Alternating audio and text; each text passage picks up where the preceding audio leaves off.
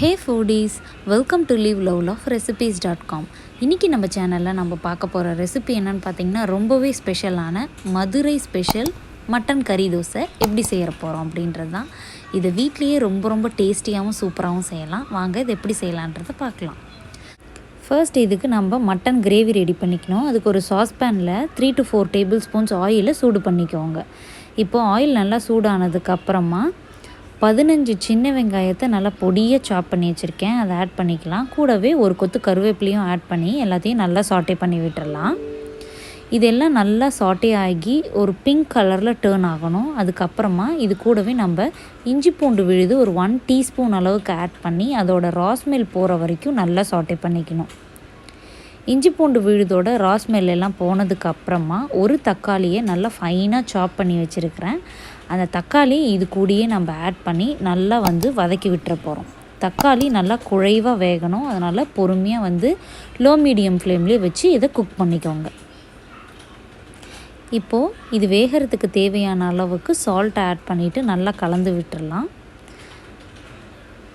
இப்போது 1/4 டீஸ்பூன் அளவுக்கு மஞ்சள் தூள் ஆட் பண்ணியாச்சு. 1/2 டீஸ்பூன் அளவுக்கு கரம் மசாலா பவுடர் ஆட் பண்ணியிருக்கேன்.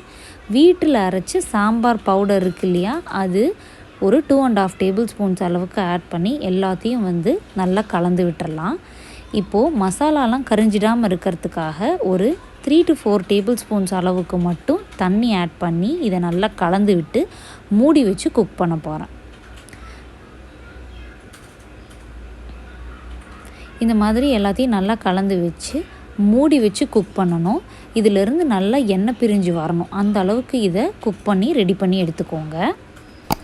வீட்டில் அரைச்ச சாம்பார் பவுடருக்கான ரெசிபி லிங்க்கை கீழே உள்ள டிஸ்கிரிப்ஷன் பாக்ஸில் கொடுக்குறேன், கண்டிப்பாக போய் செக் பண்ணி பாருங்கள். ரொம்ப ஈஸியாக செய்யலாம்.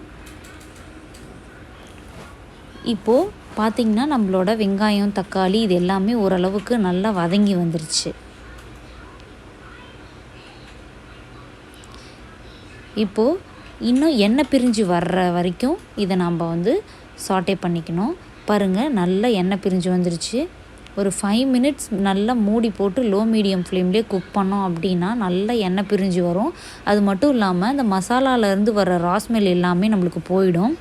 மசாலாலேருந்து வர ராஸ்மெல்லாம் போனதுக்கு அப்புறம் தான் நம்ம மட்டனையே ஆட் பண்ணணும். இப்போ பார்த்திங்கன்னா ப்ரெஷர் குக் பண்ணி நல்லா குட்டி குட்டியாக சாப் பண்ணிக்கிட்ட மட்டன் பீசஸை ஆட் பண்ணிக்கலாம்.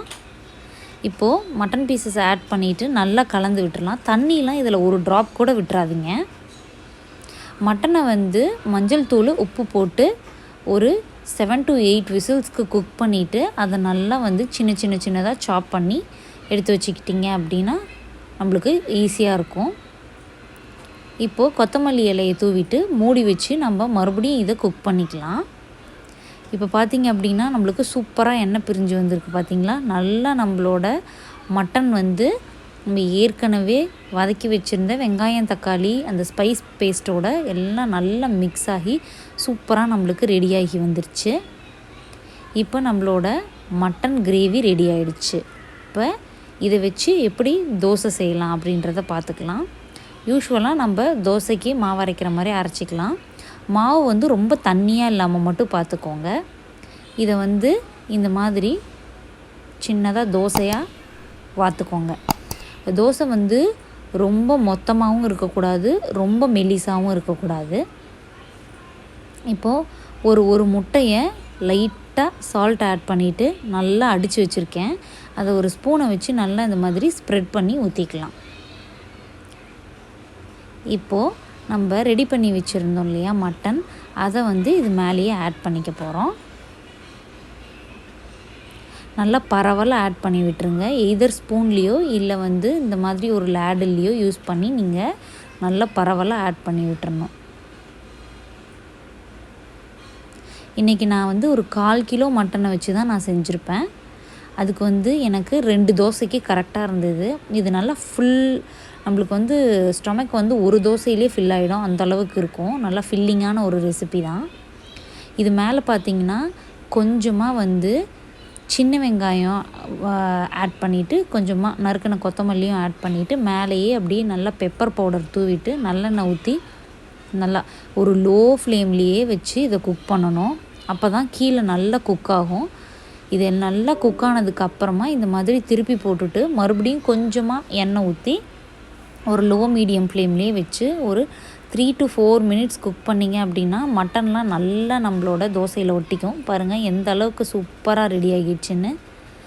டேஸ்ட்டும் செம்ம சூப்பராக இருக்கும். கண்டிப்பாக இந்த ரெசிபியை நீங்களும் ட்ரை பண்ணி பார்த்துட்டு எப்படி வந்ததுன்றதை கமெண்ட்ஸில் சொல்லுங்கள்.